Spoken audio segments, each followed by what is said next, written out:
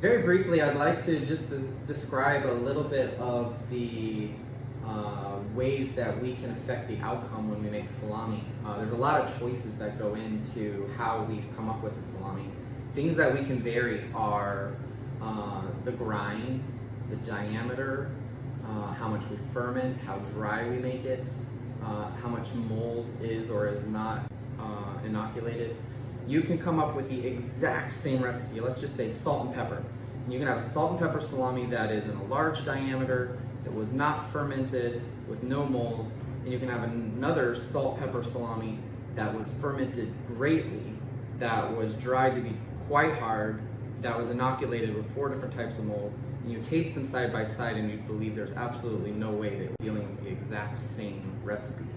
But in fact, all of those factors have a major outcome, and so the way that we've come up with our recipes at this point was playing with all of these factors and coming up with what we thought was the perfect combination.